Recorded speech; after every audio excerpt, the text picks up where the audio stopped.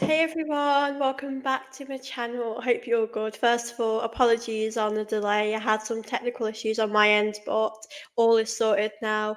But I'm delighted to be joined by Ayse, and honestly, I'm just so happy we've won, and it's going to be such a great chat today. But thank you so much for coming on. How are you doing?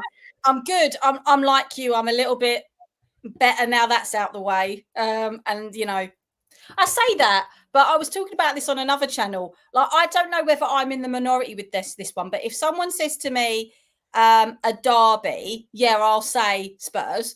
But if Yeah. someone says a rival match, they're never on my list of rival games. Um, Mm. because I feel like Chelsea, Man United, Man City, Liverpool are rival games. Like, I don't see Tottenham. I mean, I know like Spurs fans will say that's really a conceited thing to say, but I just don't see them as rivals. They can't match. The last time they won the Premier League, my dad was born and he gets his pension next year. I can't see them in that way. And they'll Yeah. always come up with the same thing. Well, we got to the Champions League final. Yeah, so did you. So did we, mate. Good for you. But like us, you didn't walk away with a second place medal or a second place trophy. Sorry, there's no runner-up trophy. And at least we lost to Barcelona. You lost to Liverpool, who you meet twice a year in the Premier League. So, well done for Yeah. you. Yeah, I mean, it's weird because I suppose like now the teams that we're up against are like the Man City, the Liverpools. I mean, so they're sort of our top rivals. But the Spurs game for me. I mean, to be honest, like, how did you feel going into it? Because I know we've got these injuries, but I knew that our team was good enough to beat that Tottenham side anyway. I tell you, there was two things I'd take away from that if I was Postecoglou, right? Firstly, I'd be really annoyed that they can. He's still not got his head round that they could lose 36 games of the year, but if they beat us twice, they'd act like they won the Premier League.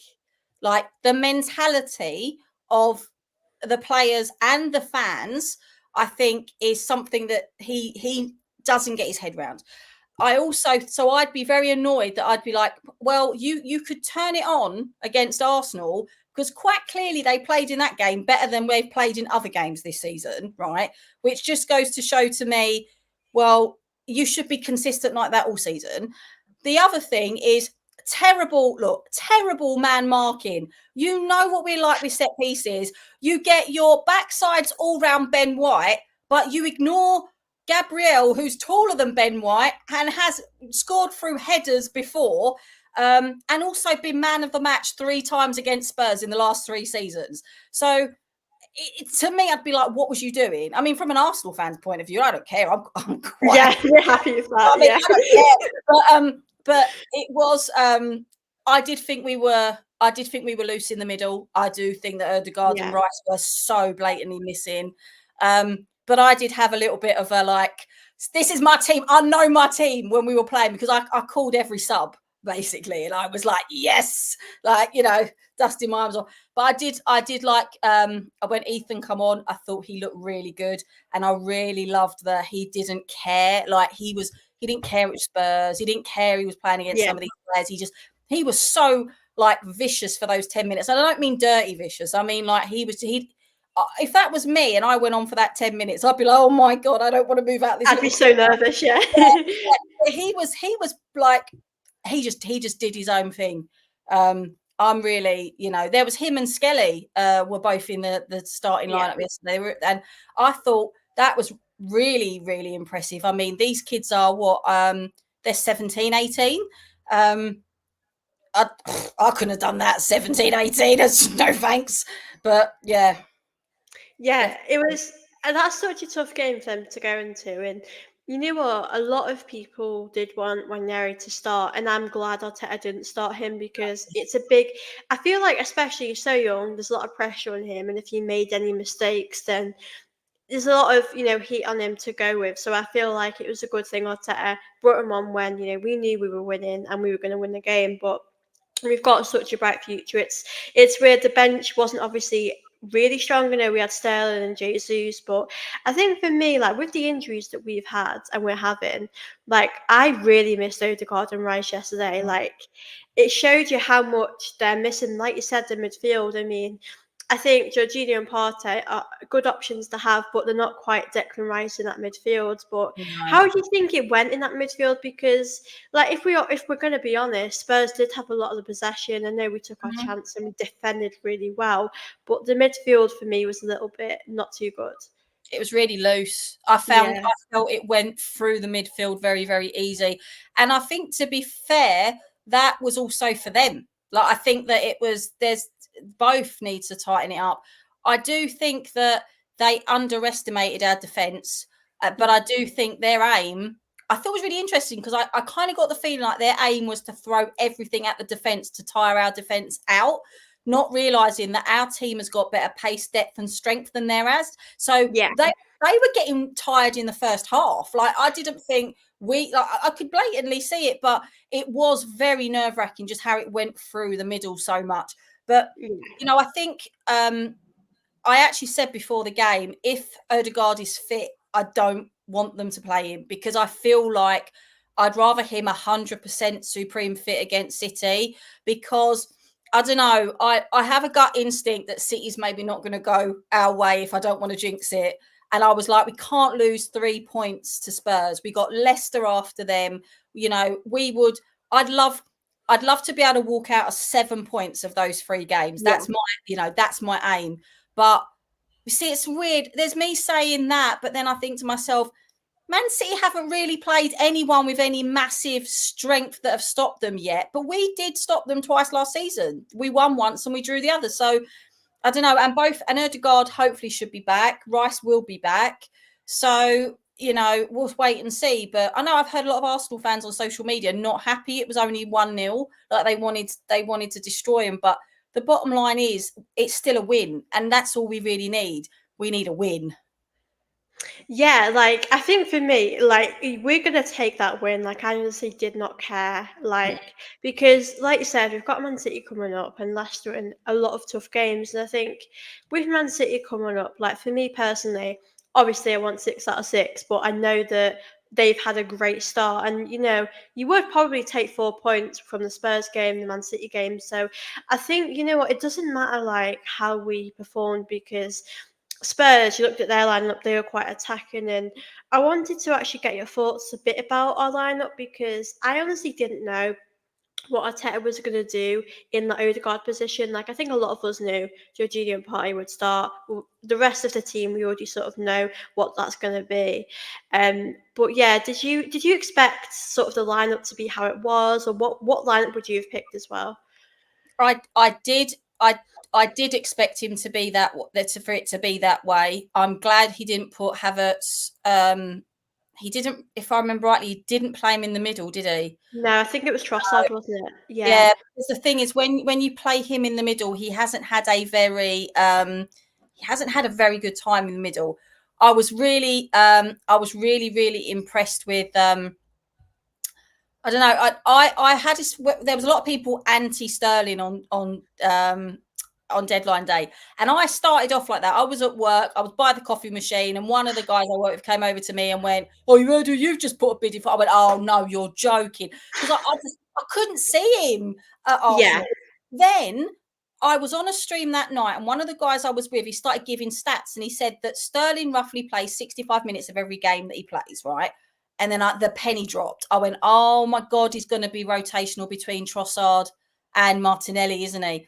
And then bingo, on Sunday, he's got Trossard and Martinelli on, and then he weaves Sterling in between. And actually, I will be totally honest, I think if we had played for another 10 minutes that game, it could have been a draw, because I Yeah. actually thought taking Trossard off was a bad move. I thought that actually made us open more in the middle, and Yeah. I felt really safe with him on the pitch. Yeah, I mean, I was surprised as well, because I think, like you said, that game was so tough at the end. I mean, Spurs had a great chance at the end, and obviously the shot was too high, but I was like relieved. But it was going that way where they were really attacking a lot. And I think, Gabrielle defended really well, but I feel like it would have come to a point where we were going to concede. But yeah, defensively for me, we did amazing. From that game, like for me, I see it as we weren't the best, but we sort of took our chance, defended really well. Do you think we deserved to win that game? Because I think if you're a Spurs fan, if you look at it the other side, you think, oh my God, we should have won that. We had so many chances. Spurs had a lot of chances because we were quite sloppy at times. But for me, it's almost like I'm happy, obviously, that we won. I don't care that we obviously got that win. But do you think we deserved that win?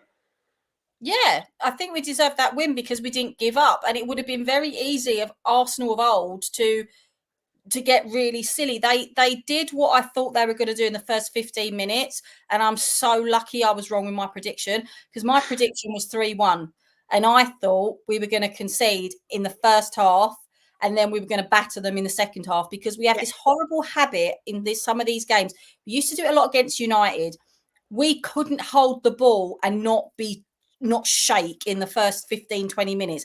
You'd be looking at them going, just slow down, just keep the press, like, take this all in. You can do this. And there were times when I looked at them, I was like, why are you letting these clowns get away with what you're getting? You're the Arsenal. You have got much more behind you than they do. So I did feel a little bit like, I did feel that we would have probably broken down in the past, but I've seen that a lot the last season. There's so much passion there, and we saw it when Gabriel scored. He's holding his badge, and he's not just saying it because he's signed to the club and they're paying his wages. He is saying it because he loves that club, and I really, really do believe that. Yeah, you Uh, can see that, yeah. that's an interesting comment. That's why I love talking on these things, because I've spoken to Spurs fans who were like, you were lucky. I'm sorry, there was nothing lucky. You can watch that a million times over. They were all too busy marking Ben White. And if you see, there's about 3 players holding on to him, and then the next minute there's Gabriel, bang. Yeah, there was like no one marking him. It was so easy for him to get that. Honestly, I was so surprised. Weirdly, if he hadn't scored that goal, my man of the match was Raya. Yeah. He was my man of the match. It's so interesting because I suppose if it ended 0-0, I think our man of the match would have been different. Like you said, Raya did really good. I also think Timber had a great game.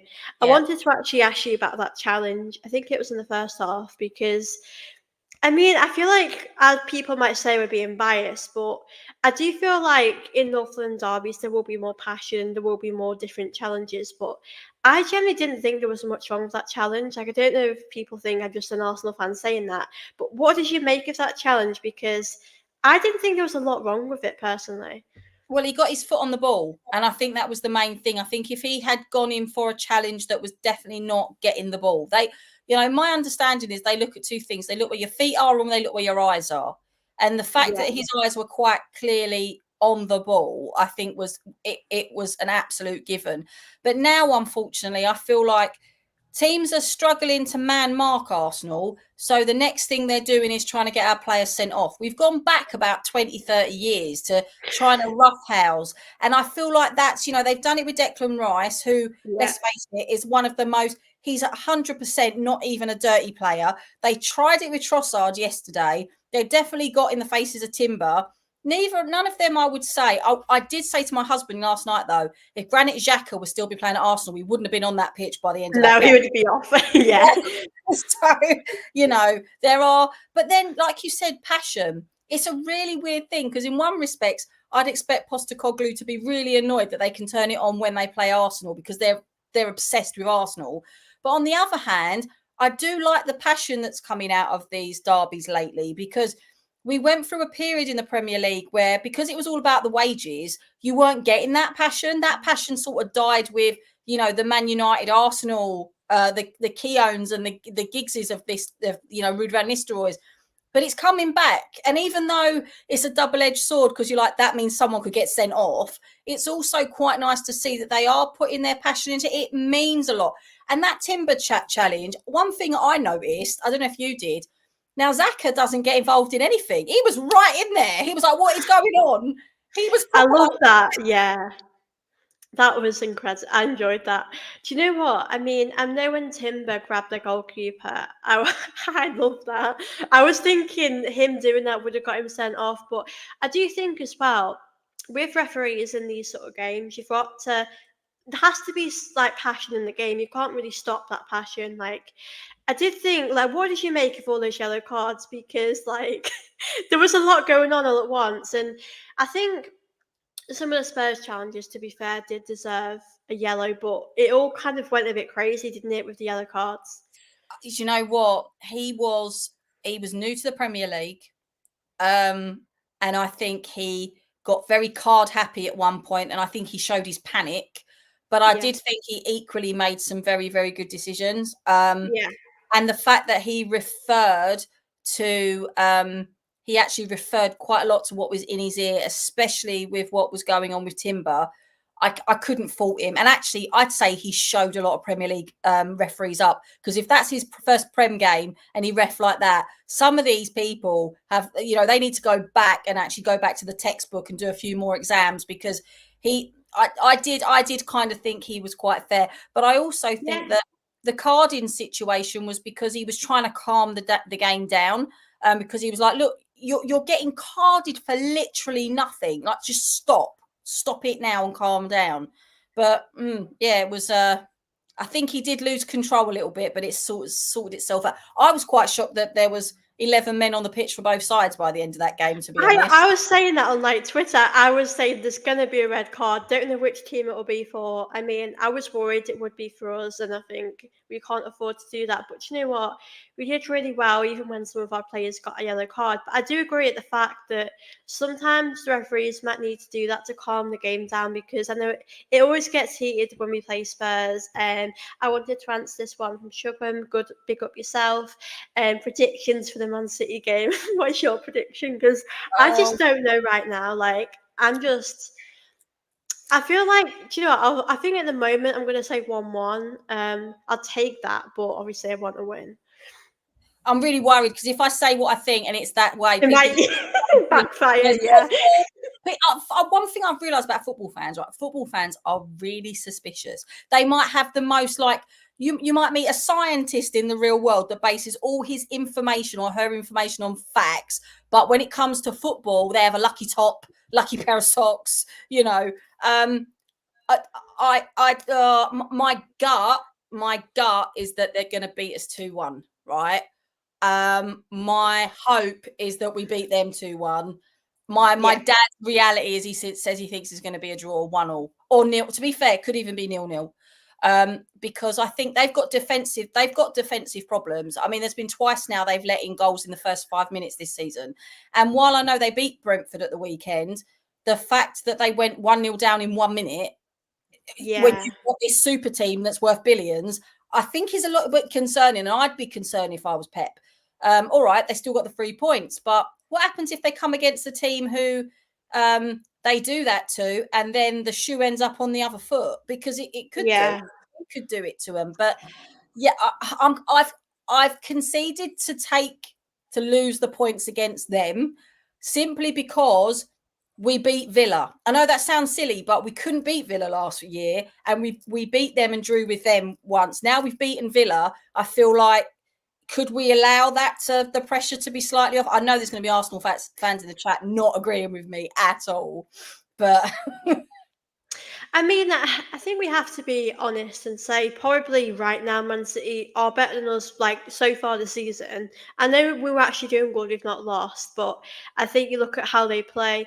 And I also think defensively, I don't have a lot of worries. I just think in our attack, Odegaard, him being able to create those chances, he's not going to be here. And I think at the moment, like, we do struggle to take our chances. The set piece is a great way for us to score, but how do you sort of feel about our attackers at the moment? Because we know Martinelli is a very good player, but he's not really, his end product is a little bit poor. Sterling's obviously come in. We've not really seen a lot of him. Do you think Sterling's going to start for this game? Like, how do you sort of feel in our attack going into the game against Man City? I think it's going to be Sterling and Martinelli start, and Trossard will come in and take off the one that's tired. I simply because he knows how to play against City. Sterling. I Yeah, noticed in the 10 minutes, 15 minutes he was on yesterday, he was a lot faster than I've seen him play. I saw him play for Chelsea. He's obviously revitalised in something. I'm assuming that, well, Declan Rice will be back. Hopefully Odegaard will be back. yeah, I wish there was something we could do to sort of jazz up Zaka's tactics, because the problem with Zaka is he's my favourite player, but yeah, me too.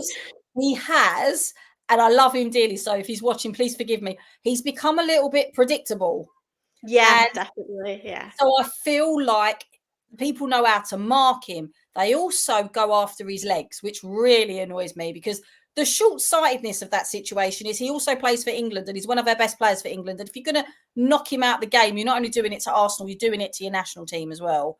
But I don't know. I think that it's going to be Sterling will start. I think yeah, Martinelli, you're right what you're saying about Martinelli, but I feel really sorry for him because I feel like he thinks the Flames, pardon me, the Flames are licking at him a bit and that he might be off this season. And I don't think he wants to be off at the end of this season. So I feel like he's throwing the barn door, like everything at the barn door. And at the moment, it's just not sticking. And I think Sterling coming along has rattled him a bit, because I think he yeah. thinks he's going to lose his place to him. And who knows, that could be the plan. You know, you're thinking about it logically. Has Arteta come to some deal where he's on a loan deal, Sterling, because it depends what happens with Martinelli. And if Martinelli doesn't work out at the end of the season and he leaves, we buy Sterling, because it does seem that that could be on the cards. That's what I'm worried about because, like, I did a video at the end of the season last season. People were sort of asking me, "Would you consider moving Martinelli on?" And I just think at the time I just thought no.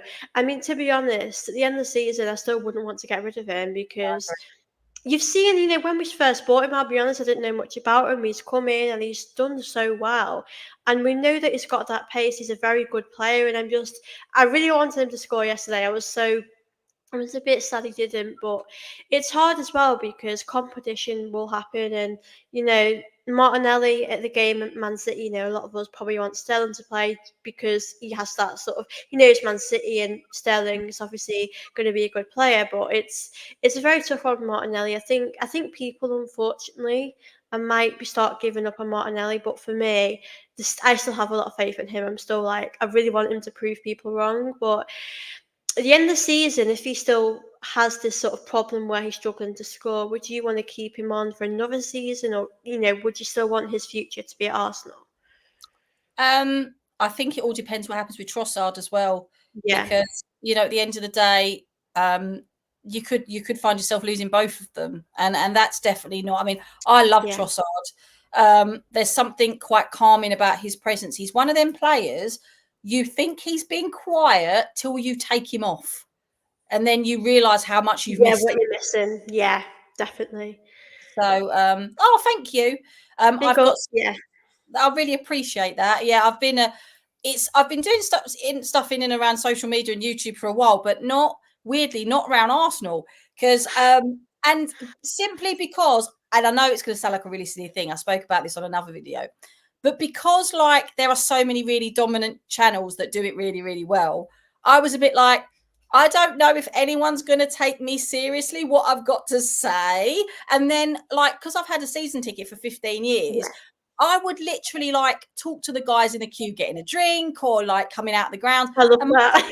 That's my so mum, funny. Yeah. my mum just went to me, you know that they're all agreeing with you, right? You're not saying anything where they're telling you don't know what you're talking about. And I went, what do you mean? She went, you need to get on and do what makes anybody else's opinion any more or less than yours. And I was like, okay. So that's kind of how it started. And it's really funny for me because like my dad watches your channel. That's how I first watched it. Oh my god, that's Because oh, that's too my cute. dad flicks through like all of the Arsenal channels. Like he finds like everything. He watches so many of the YouTubers that talk about football. And it's not even only Arsenal. He looks at other YouTubers who will talk about Arsenal and he'll say, oh, that one was pretty fair or whatever.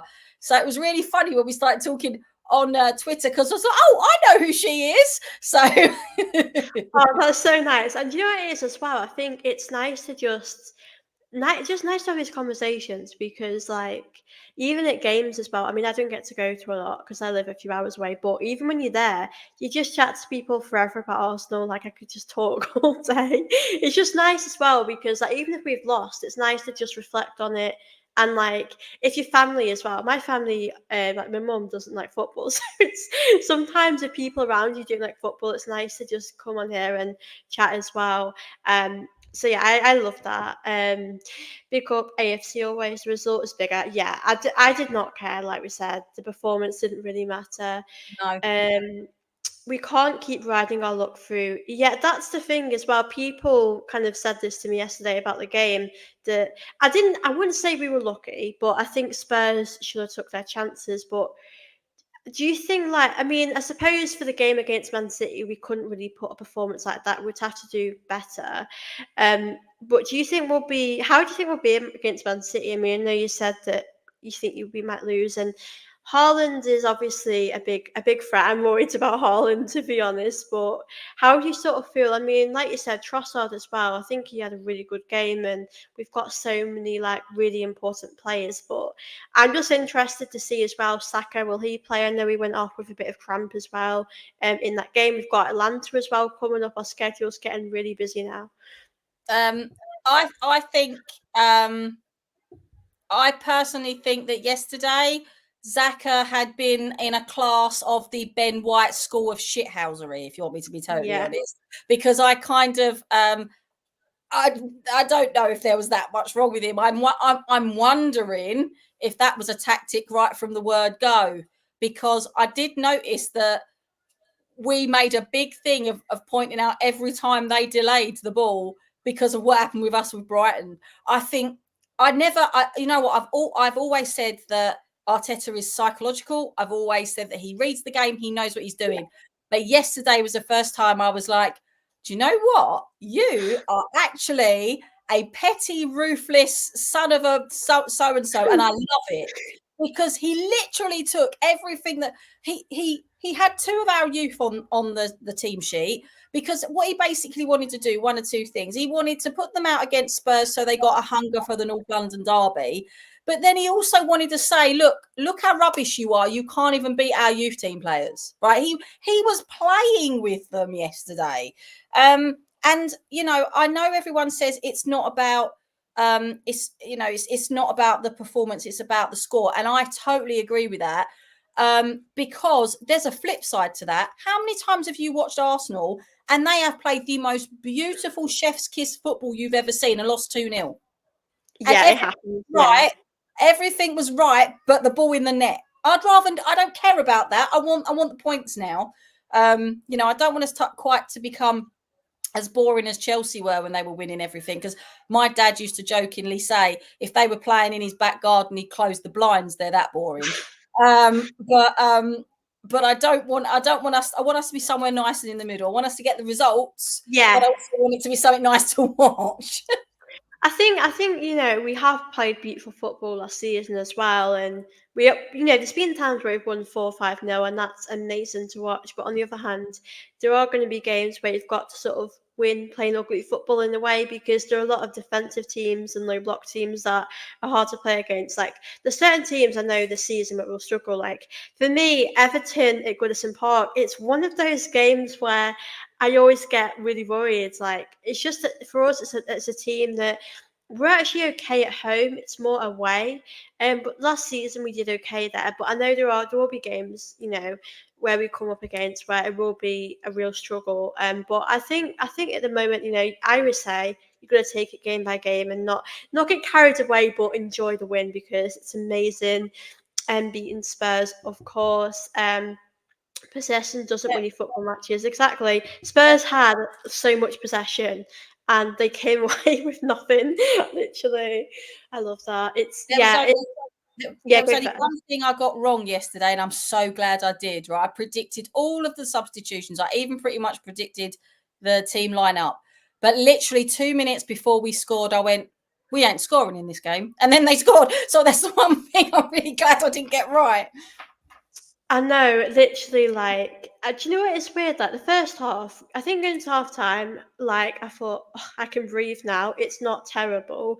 And then the second half comes, and you're thinking, the 60th, 70th minute, are we ever going to win this game? I mean, obviously, I'd rather draw than lose, but I was thinking to myself, like you said, I don't know if we're going to score because, like, I know there was a big chance of Martinelli. He should have passed Saka. That's the debate, but we only had like the odd sort of chance, didn't we? Especially if that midfield, I know we lost the ball quite a lot as well. So I think it was so good that we were able to do that. And I wanted to actually touch on Jorginho. I wanted to ask you, were you like surprised that he was our captain for the game? And like, listen, we know Odegaard is up there as a captain. He's been amazing. Like I think for me as a younger Arsenal fan, probably one of the best captains for me that I've probably seen. And you can see how great he is and how much of an impact he has. I mean, I don't know why, but I sort of thought Saka would have been the captain for that game. Like, I'm not really bothered because Jorginho has that experience. I know he's a bit of a leader and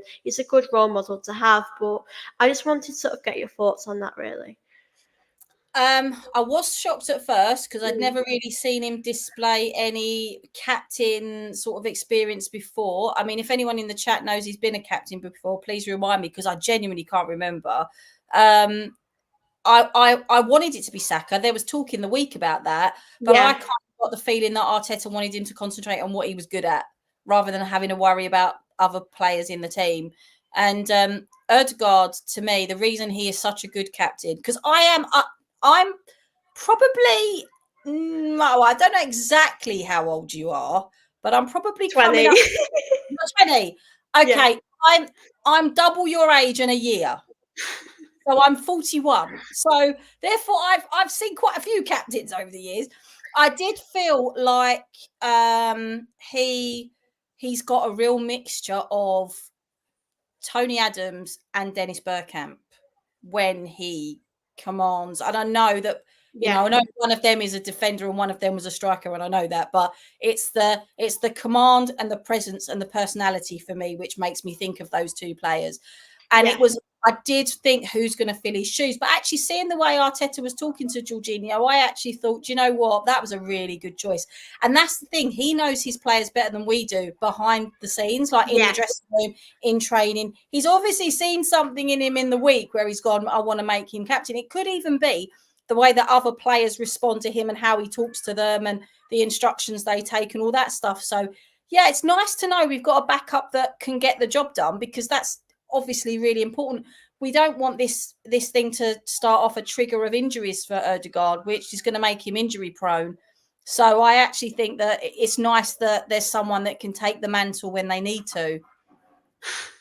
This comment, honestly.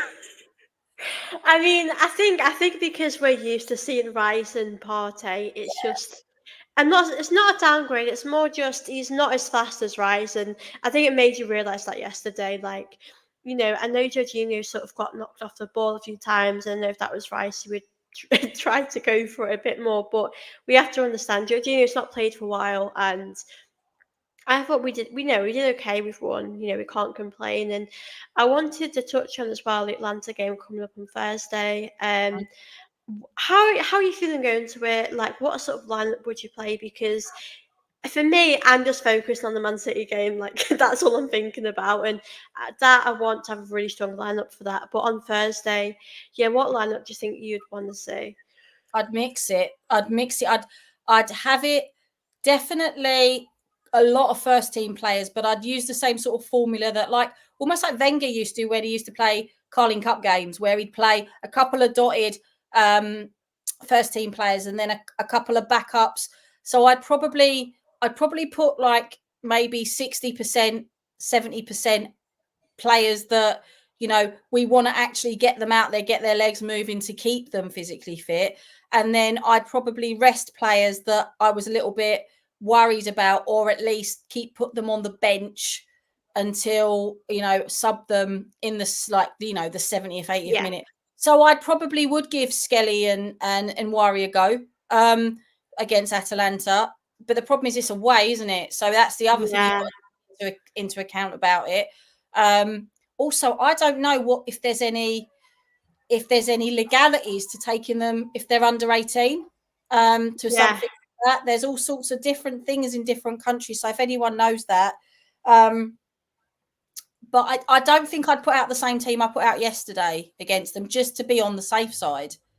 Yeah, I think you've got to mix up a little bit. Like, I think if we can, I'd definitely go. I don't know if I'd start Waneri, but I wouldn't mind if he did start. And obviously Rice is going to be back. I don't know if Arteta would save Rice for the game at the weekend, but I suppose Rice has had plenty of time off now, and he might be fresh and fit for the game. But I think for me, it depends. Like you said before, Arteta might have just been sort of playing up to it with the Saka's like cramp and that. I think, I don't mind if Saka did play, but I think it would be good to kind of rest him for that. But yeah, I'm really excited to sort of see how that goes. But I know it would be a tough team, especially we're going away, and then we're doing a lot of travelling throughout the week. I know we've got Man City away, so it's we're going to have a really tough week. I've got a question here from AFC always. Would you go with a 4-2-3-1 formation against Man City? That's a really good question. I don't know. I don't know if it's. Well, who would you put? Who would you put as your 4-2-3-1? That's the thing. Does that mean what you'd have your goalkeeper, 3 at the back, 2 in the midfield, and then put 4 basically up front with your two on the wing? I think for me, I probably wouldn't change our lineup from the Spurs game, other than Rice. We expect obviously will come back, because I think we know we didn't play the best, but it worked how that team played, and I think we'll be much better actually. But yeah, I don't think we can make too many changes. This is actually a good point as well for the Atlanta game. I think if we make like a 2 or 3 changes, maybe I think that'll be okay. But I think if we change too much, like I'm not sure about that. But So can yeah, I just interrupt? Sorry, AFC was. I've got that around the wrong way in my head. Ignore me. You mean putting 4 at the back? I don't know why I thought that the other way around. Yes, I would put 4 at the back against City. I'd make sure that I was putting a brick wall around my goal if coming to Haaland. There's yeah, 100%. I just to go back to your point there. I wouldn't change much against. I'd probably put out nearly the Tottenham game. Actually, thinking about it, yeah, against Atalanta, and then slot my players that were missing in against City at the weekend. I don't think that we should risk taking Odegaard to Atalanta. I don't think that at all. But I do think, if they're eligible to play, yeah. take Mawari and take Lewis Skelly and see how you get on, because, or at least have them as subs, have them as options, because Hmm. I do think that the boys are going to be a bit more. Their heads, even at that Atalanta game, their heads are going to be with Man City. They say it won't be, and they're going to be focused on that game. But I think Yeah. at such early stages of the Champions League, I think they'll probably feel a bit like they can take their foot off the gas for this bit, because they've got to get through the weekend. Yeah, I think, I mean, as fans, we're thinking, I mean, I'm thinking about the game on Sunday, so I think they'll know that's the big priority. But we know we always have to take these games at a time, but it's so tough with the schedule. I think I see it as with the Man City game, at least it'll be out the way when we faced it, like the Spurs game. Obviously it's out the way now, and we haven't got too many options because of Edu. Do you find that like a concern? I mean, I do believe we should have got a striker in. I know we haven't done that. We've been very lucky with injuries. Like, you can never predict these things. But do you feel like at the moment we're a little bit short with sort of options to have to bring on?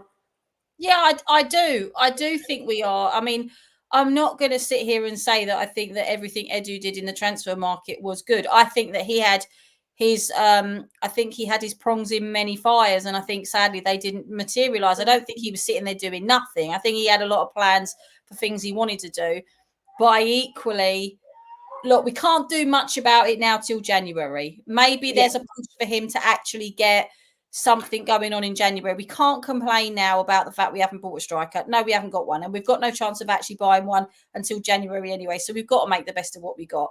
I yeah, just hope that he's listening to us, and he's actually knowing that, look, Sterling was a great thing. And like I was saying to people on another yeah, stream, 2-3 years ago, you wouldn't have hoped of getting him. He was basically begging to come to us. He took a pay cut.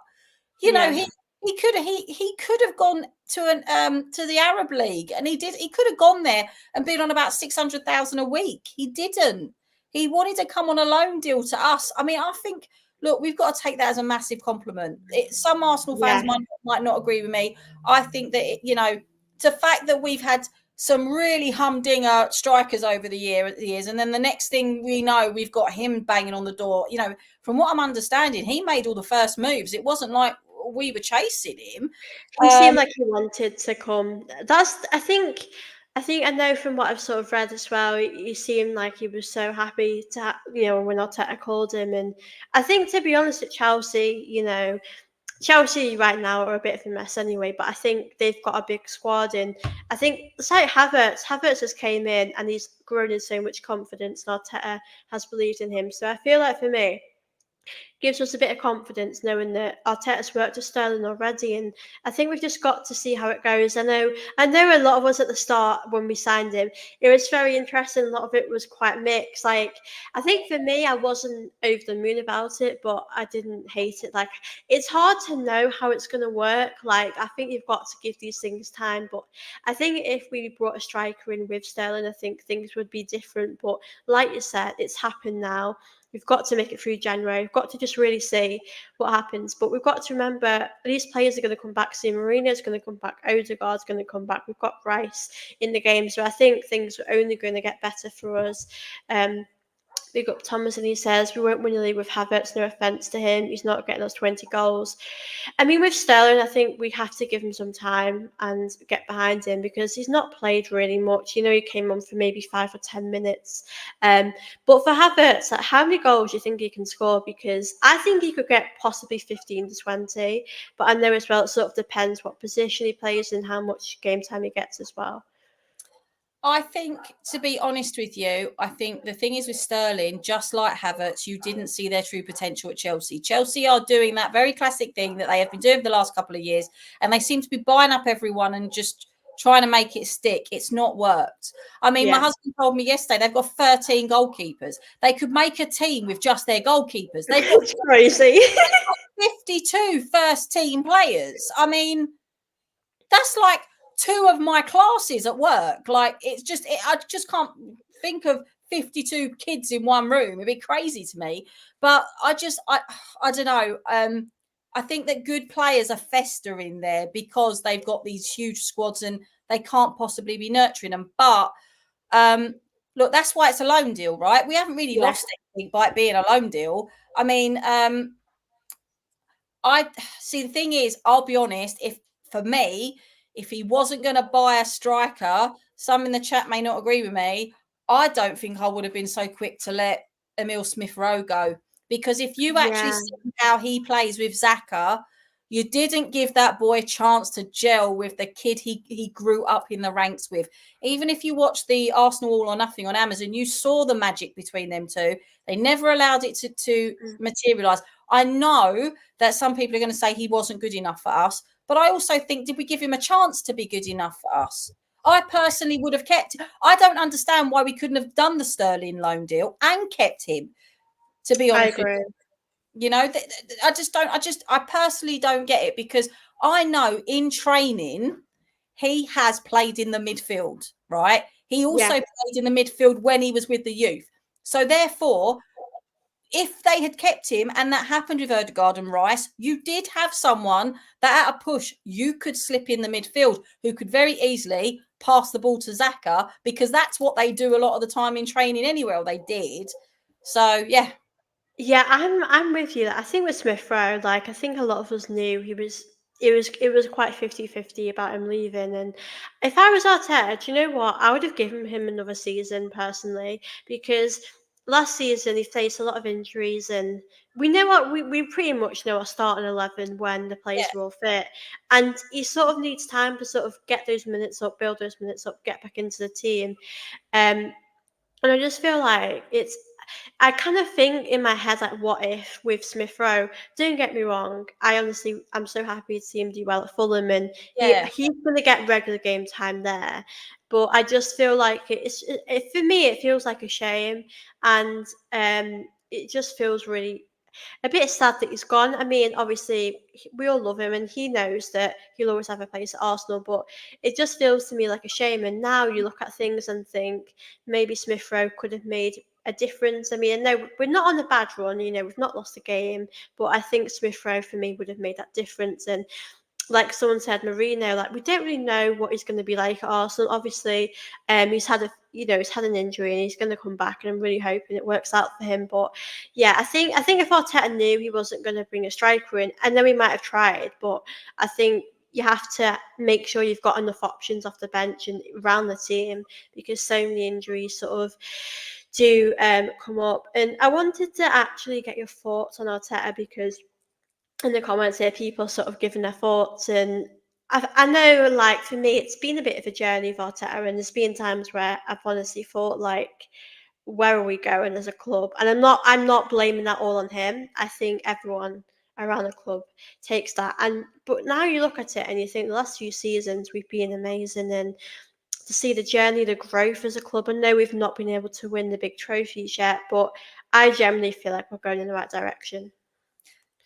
I think that people are forgetting some very, very basic factors here. We don't have the money of City and the likes of Chelsea. We Yeah. have a family that, if you know anything about the Cronkies, you know that they siphon money between their big companies in America, which include Walmart and Asda over here, and Arsenal and their LA team, which I always forget the name of.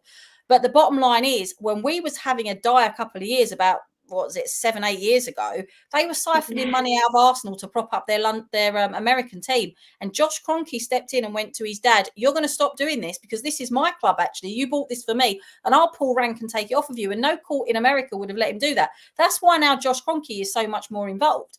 And I think that we've had to make shrewd business deals.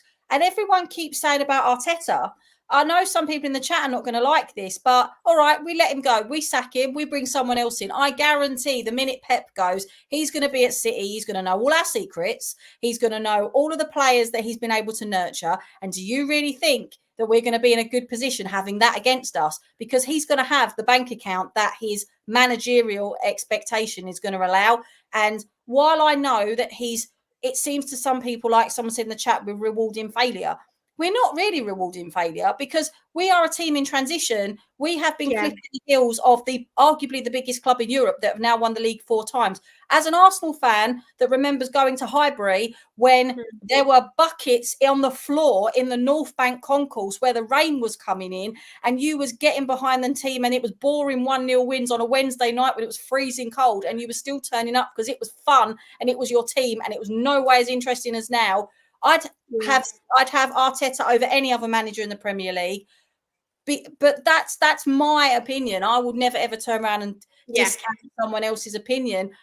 But I think with me, and honestly, this is just me, I look at Arteta in a very different way than maybe other people do. I was having this conversation with my dad the other day. My dad's not a massive fan of Arteta. Like he's not, right? He doesn't think he was a great player. And he doesn't think he's a brilliant manager. But that's I look at Arteta through the eyes of a teacher. And the reason I say that is because I see some of the tactics and things he uses where he is nurturing people to be the best they can be, the same as I have to do. And I've had many Kai Havertz in my class over the years that was in another school and had a really rubbish and come to our school and flourished. So when I see the psychological things he does, the way that he gets his team together, I kind of have a soft spot for him because I think he's on the right track. But, at the end of the day, let's be totally honest here. And again, I think some people are going to go mental in the chat. Could Pep Guardiola do what he did at Brentford or at a championship team without the money of City propping him up? He's got the great ideas and he knows who to buy. But if he didn't have the money, would he be able to turn a team round? I'm not entirely sure. Yeah, I've always thought like with Klopp, for me, he's better at getting like if Klopp had like the squad we had say a few seasons back that was pretty it was quite bad and Emery came in and it was a mess. I generally think Klopp would have done better than Pep. I think when Pep has a great team, he can flourish. And don't get me wrong, Pep is incredible. Oh yeah, I won't take that away from him. Yeah, we're not taking that away, but I think as well, Arteta's had to work with a big mess, if we're being honest. You know, players that we know for a while haven't been good enough, and don't get me wrong. I think Arteta has made mistakes along the way, but he's Yeah, also had so to do deal I. with, yeah, he's also had to deal with, you know, COVID. That was so tough, and everything that's come with it. And he's needed, you know, transfer windows to sort of bring his own players in. And now we're sort of seeing what Arteta's style of players and how Arsenal are. So I think this season though, I've said this, that I think it's so important we do win a trophy, whether Yeah, that's like yeah. an FA Cup. I mean, how do you sort of feel about the League Cup? Because some fans don't like it, some fans like are just happy it's a trophy. Right. One thing I'm going to be very critical of Arteta for, and I've done this or I've said this on so many streams I've been on, is his disregard for the FA Cup. Right? I really hate that. And that is my one complaint about him, because the FA Cup for so many years, it's been ours, right? Yeah, Now, Man United are only one behind us. They're only one because nobody actually thought they were going to beat Man City. Nobody did. And I actually think that you should not discount the cup competitions for three reasons. One, it's a trophy. The morale boost of a trophy, you can never underestimate it. Two, you get to get a lot of your players out at the early stages that you may not get a chance on the pitch when any other competitions. Like for example, you can put the Lewis Skellies and the Nawaris out against some of the smaller clubs in the FA Cup and the Carabao Cup in your first couple of rounds. You're getting their legs moving, you're getting them active, you're getting in front of a crowd, you're giving them the hunger. And then the last reason, which is a reason I love the FA Cup, I love the fact that a massive club like Arsenal, I live down the road not far from Maidstone United, right? And Maidstone United had a better cup run than us last season, which is right to add. But do you know what that generates for a smaller club when a big club like Man City or Arsenal go to them? That stadium holds less than 10,000. I think they give 3,000 to away supporters on the FA Cup. That generates people eat and drink there. They'll go in the local town centre. They'll travel from all over. They'll go to they'll stay in the hotels. They'll go to the bars. It generates a lot of revenue. That's why we should be promoting these cups, yeah. because it's not only about the football, it's about the local community and what it does for that. And I love the FA Cup. I've been to FA Cup finals. We've had FA Cup final parties in my house. It's definitely something that I love. I've been to Highbury when they've paraded the trophy, and they've been to Islington Town Hall. I miss that. And Mm. while everybody's going on about the Champions League, of course Arsenal would love to win the Champions League. But for me at the moment, I want my hands on the Premier League and I want my hands on the FA Cup, because to me, the domestic double is everything. I mean, maybe that's because we've never won it, so I don't know what it feels like. But I definitely think if we start winning more, we will get more. And what I mean by that is players. I mean, I know someone in the chat said,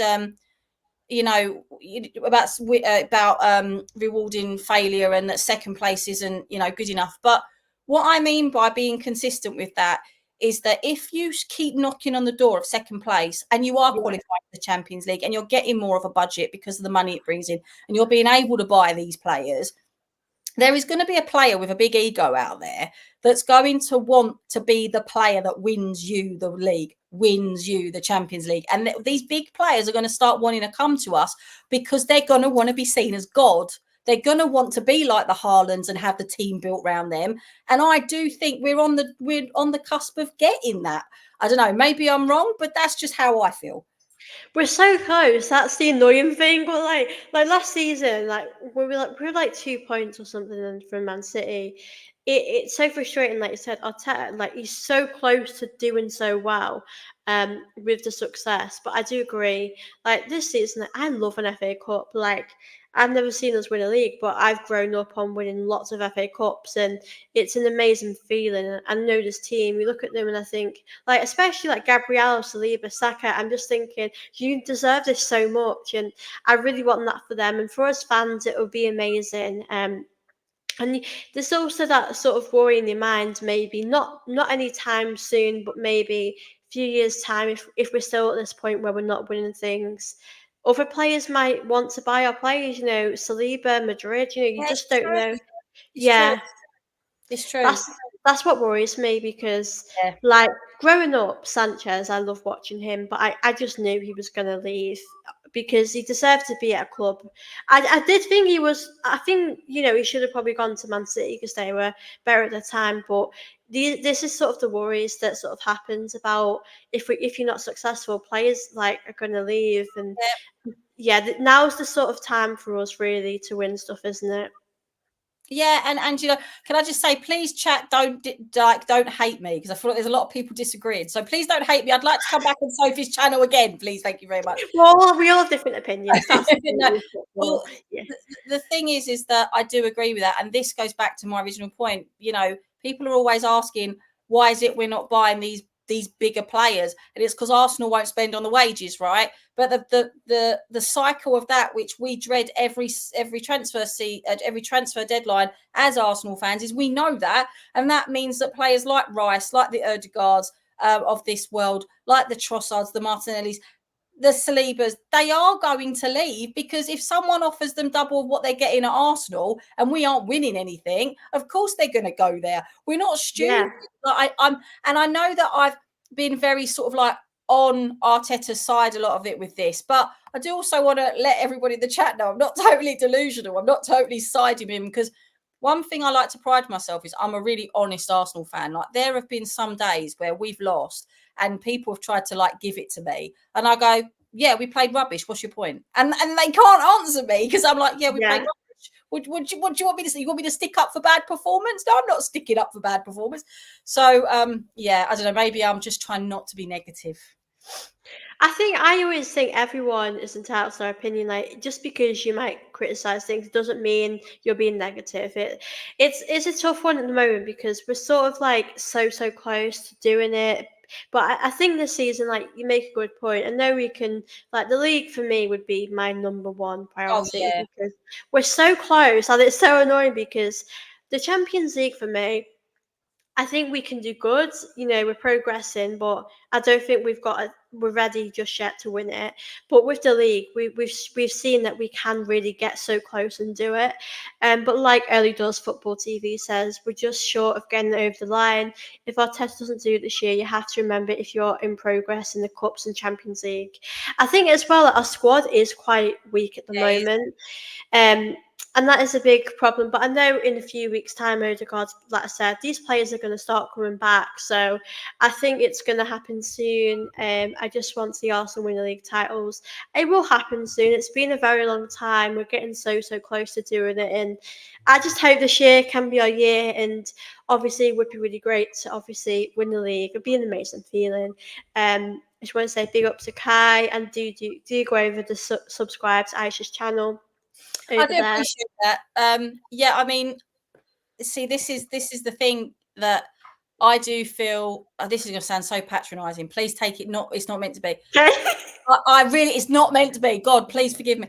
I'm obviously, I know how it feels to win the league, but I haven't actually seen it in the stadium. Like, I've Yeah, always wanted to see that. I mean, at the end of the day, before I got my season ticket, I was on the season ticket waiting list for 10 years, and I got my season ticket, and before that, all I ever had a hope of going was Carling Cup games, because that's all you could ever get, especially when we were still at Highbury. And, my brother used to get a lot of games. He's 11 years younger than me, because he was a junior gunner. And to this day, I still like say to him, you don't know how lucky you was, because he was a junior gunner through the 49 games unbeaten season. And because he was yeah, a junior gunner, he got tickets pretty easily to go to those games, because they used to have it. I don't think it's the same now, but they used to have it where you could literally just drop them off at the gate and they'd go with a steward to sit in their seat. So he was like 9, oh, 10 and just like sitting there. But and he was really lucky to see that. But I never got to really see anything like that. So it's yeah, really sad and frustrating for me that having a season ticket now hasn't made me any closer. I'm still sitting in the ground with no yeah. trophies. So yeah. It must feel like nice as well when when we've won the league in the past, and fans have actually been there, experienced it. Like, the one that I think would have been so special, I wasn't born then, but 89 for me would have been absolutely incredible. Because do you know what? No one expects us to go in that and win that. And every league title was so special in a different way. But I think do you know what? It'd be interesting if we won it this year to sort of see the media how they would sort of give us that credit, because I just don't think they would.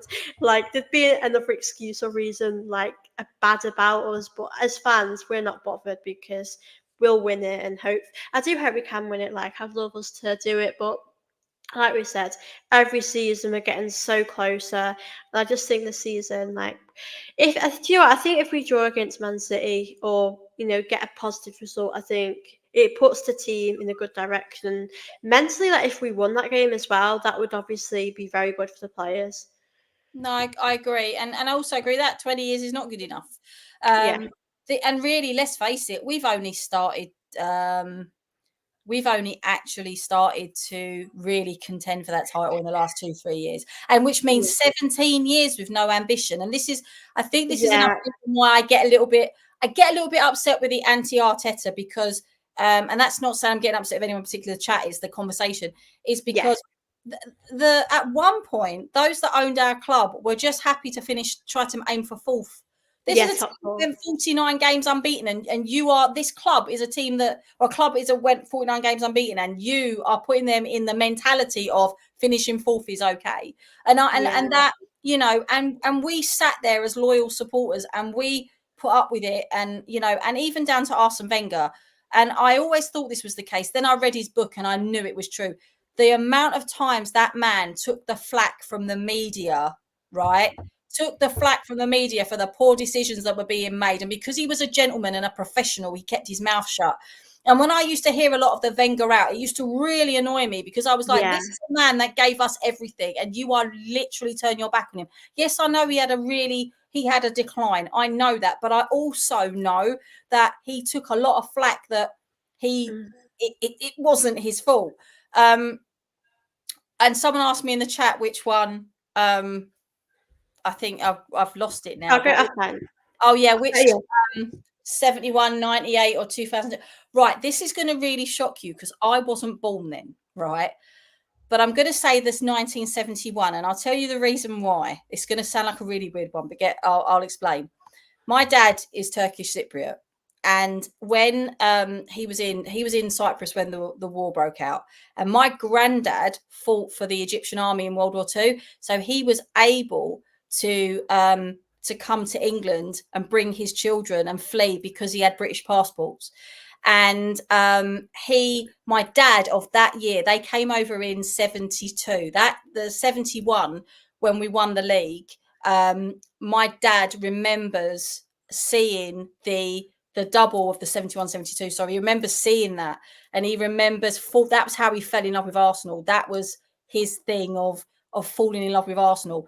And when he came to England, they actually said to him, he was only 11. They said to him, what are you here for? Now, he had all his legitimate papers. It wasn't like he was being questioned like that. So he Yes. said, my dream is to come here and have tryouts with Arsenal, right? And then the guy, who I think was probably an Arsenal fan, by the way, answered my dad, went, okay, welcome to England. And my dad says to me this day, he said there was always a fear that if I said the wrong thing, I was going to get sent home and I might not be here. So I feel like if it wasn't for Arsenal Football Club in 1971, 1972, I think I might not be here. So I think that the 71, 72, I think that is probably my favourite, because it I means love that I'm that. alive, even though I wasn't alive when it was there. But I think to see, listen, winning anything at White Hart Lane as an Arsenal fan is going to make you happy, isn't it? So I think when we Yeah, I love that. I you think know, every league title you win is so special. Like everyone has, special memories from that. Thank you for sharing that story. Love stories. Do you know what? I love hearing people's stories about Arsenal. It's so amazing. I wanted to actually ask you this because I sort of supported Arsenal at a very awkward time. Like, I started watching him around 2014, 2015, and I didn't really know much about Wenger, and then I just loved him straight away. But when do you think he should have left? And don't get me wrong, like we said, he is not to blame for everything. Like, the ownership takes responsibility too. But I know a lot of people, you know, Wenger out wanted him to leave sooner. When did you personally feel like he should have left? I think when you say about the 2013, I do think that Yeah, he should have gone then.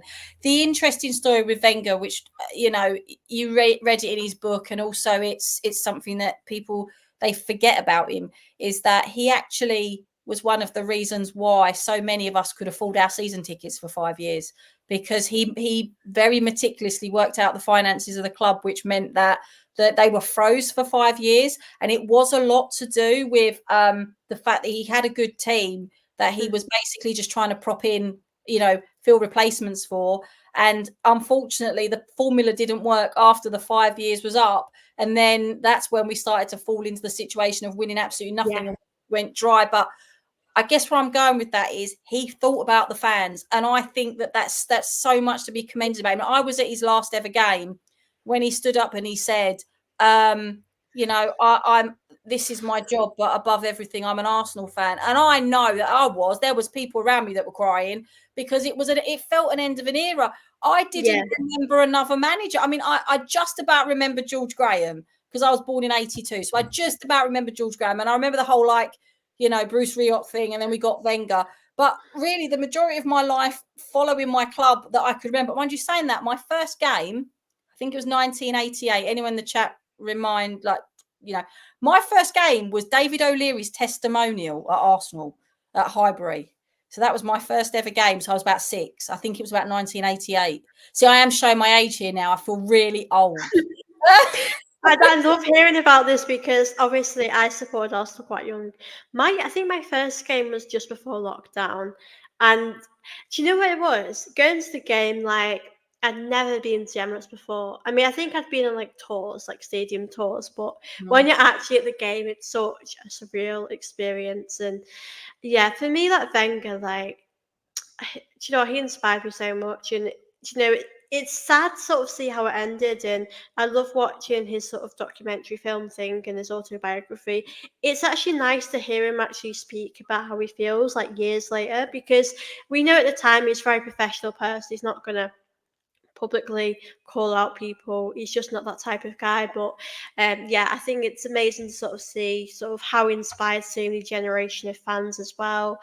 Big up, Ayse. You've been supporting Arsenal longer than me. I've been a fan since 1992-93 season when we won the Cup double. I mean, I think as well, like, when you've seen us win so much, you sort of, that as a club, that's what we should expect. Like, for me, I've only really seen us win FA Cups, which I love. So I don't, like, I obviously expect us to win league titles, but because I've never seen it, it would feel kind of weird watching us actually win them. Like we're getting so close. I'm just really want us to um, do that. David O'Leary should be the director of Arsenal. He would do an amazing job. I mean, I think Edu's done like okay. I think he's made a few good signings with Arteta. I think he does get a lot of hate, to be fair, which I don't always think is right. But we just have to see what happens really with the summer, the January transfer window and the season. But before we do wrap the show up, I thought you could just tell people that I know you have your own channel, where they can find you, what sort of content you do, and where they can give you Yeah. a follow. So I've actually linked the stream to my channel, so anyone, if you can go and subscribe. It's We'll Sing It in the North Bank is my channel. It's a very little channel at the moment. I've just started it up over maybe about 6 weeks ago. So thank you to everyone who has subscribed. So it's going to be very much the same sort of thing as you've seen in other channels. I also do I do some other bits and pieces with other YouTubers you'll see around on here. I think I'm going on on one in 8:30 as well. So I go, anyone goes to me, do you want to come on? I go, yeah, all right. And then I go, where am I going again? It's the amount of times I've said to people, just send me the link and then the time, and then I'll be there. Yeah, you forget it's hard. So there's that. I'm on TikTok under the same name. My stuff is very much, like I said, it's going to be like this. But the one thing that's really interesting me as a history teacher is I've actually started to research Arsenal in the First and Second World War. So I've actually, I went to France and Belgium last month, and I actually traced the 1914-1915 Arsenal squad. Had 6 players who were killed missing in action or wounded, and I was able to find the ones that had actually, some that had graves out there, 2 that were listed on a war memorial out there because they were never found. And my plan, and I actually went around and took pictures, so my plan leading up to remembrance is there's going to be like small videos about their life, the club they went to after Arsenal, because some of them, they weren't they were like the 13-14 season, sorry, then they went to other clubs and then they got drafted into the war later on. So it's just a case of doing little videos about these players. And I discovered some really interesting things about the rivalry between Arsenal and Spurs that people don't actually realise. And things about how cricket links the football, and all the sorts of things we use for football that also connect to war. So I'm doing a load of stuff like that, as well as other little bits of did you know facts about Arsenal. So that's oh, thank you. So that's my thing. That's what I want to be able to do. So hopefully I can merge my 2 loves, being a history teacher and I love being that. a massive Arsenal supporter. So I think now the history of Arsenal is so, I find that so fascinating. Like, I was never the best at history, but when anything is to do with Arsenal, like, I'm just so fascinated. I think, like, I just love everything about Arsenal. Like, the times before Wenger as well, before George Graham either. It's always great to do that. And yeah, please do. I'll put your channel as well in the description. So I'm just so happy that you've started your channel. I think it's amazing. Like you said, there are a lot of channels, like Arsenal channels nowadays, that I think, I mean, when I started watching YouTubers to compare to now, I think it's amazing, like, to see how many people have their own voice and want to chat. And I think it's amazing that you've done your own channel. And yeah, I can't wait to see what it brings for you. But please do go over, subscribe to our channel. And I wanted to thank you as well for coming on, because I know we tried to do this for a little while, and I'm so, I feel awful. We've cancelled a well, few no, times. don't. Life, unfortunately, life does kind of get in the way, doesn't it? But it is what it is. We were always going to make it work, Yeah, which, definitely. is lovely. But I'm just really, really happy to be here and part of the community, and actually being Yeah. able to go on all these different channels and talk to people. It's so nice that, it's like I found out that there's there's some kids at my school that follow me on TikTok.